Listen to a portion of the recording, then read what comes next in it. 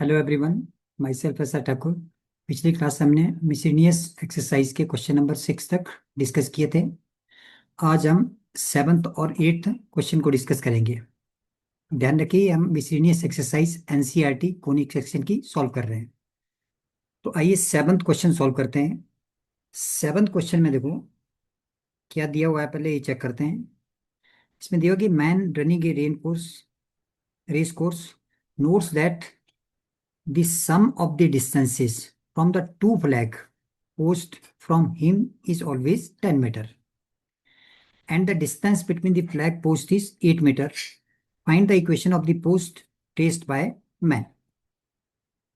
अब उसके पाथ की इक्वेशन निकालनी है। देखो पहले तो अगर देखो कि ध्यान से कि जहां ये वो मूव कर रहा है वहां से दो फिक्स पॉइंट का डिस्टेंस दिया हुआ है, दैट इज 10।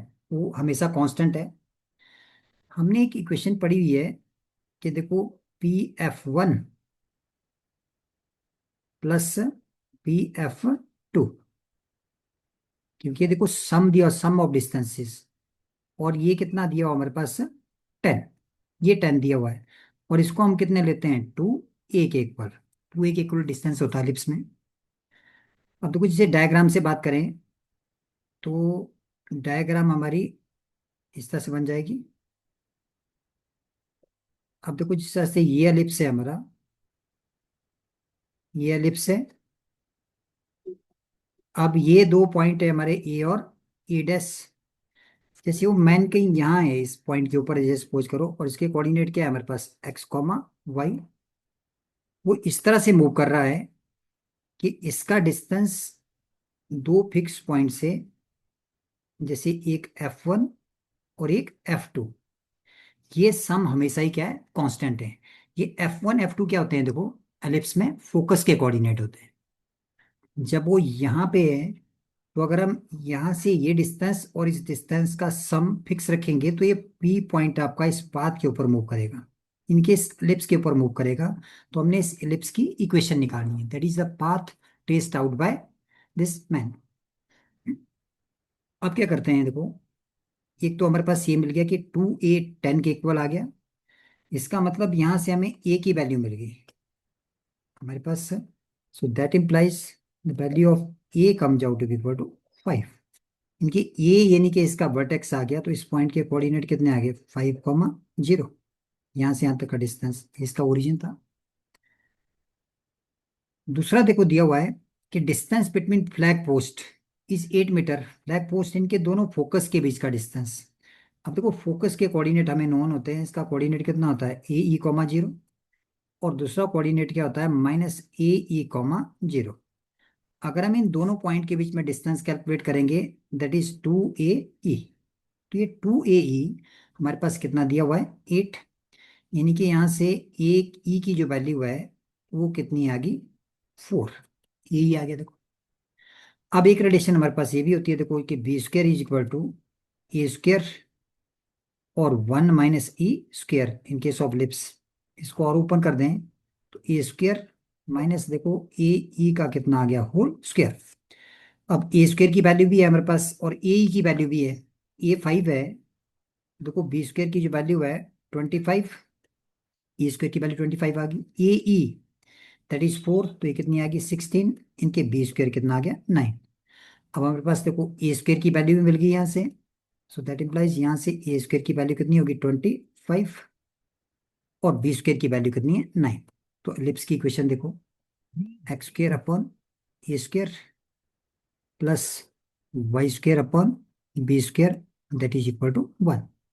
ए और बी की वैल्यू सब्स्टिट्यूट कर देते हैं, एक्स स्क्र अपॉन 25 और plus y square upon 9 that is equal to 1।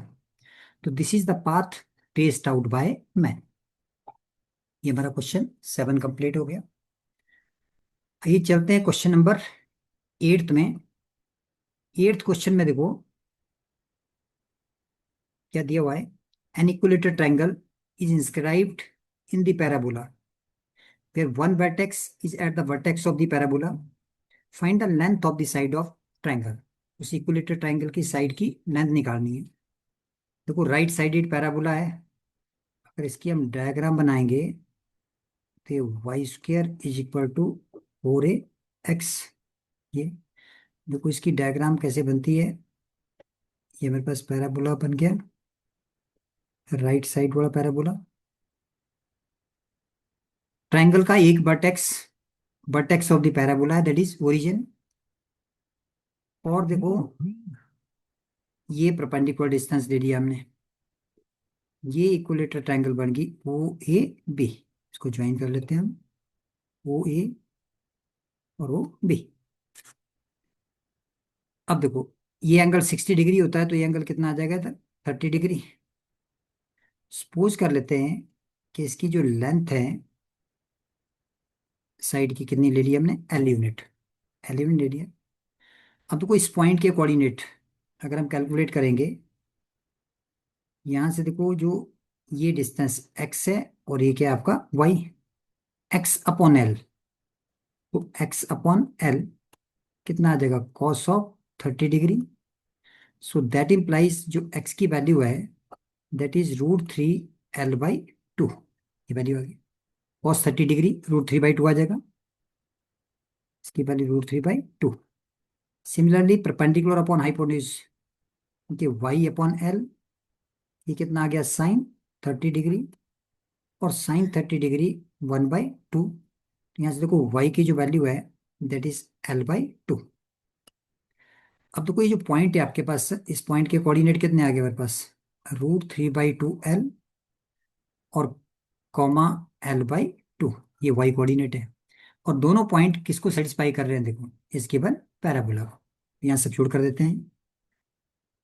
Therefore इसको अगर यहाँ सब्स्टिट्यूट करेंगे तो कितना बन जाएगा आपके पास, y की वैल्यू l/2 इनके l² / 4 and that is equal to 4a into x. X is √3/2 और इंटू एल।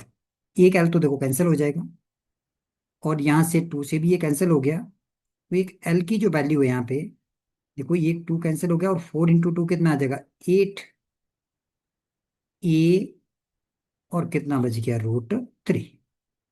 तो length of an equilateral triangle, length of the side of an equilateral triangle that is equal to 8√3a unit. ये हमारी इसकी side की length आ गई। तो हमने miscellaneous exercise के सभी क्वेश्चन डिस्कस कर लिए, 1 से लेकर के 8 तक। यानी कि हमारा स्कूल लेवल का topic NCERT phonic section complete हो चुका है। इसके बाद हम एक और नेक्स्ट क्लास में नेक्स्ट टॉपिक को डिस्कस करेंगे। तब तक के लिए थैंक यू ऑल।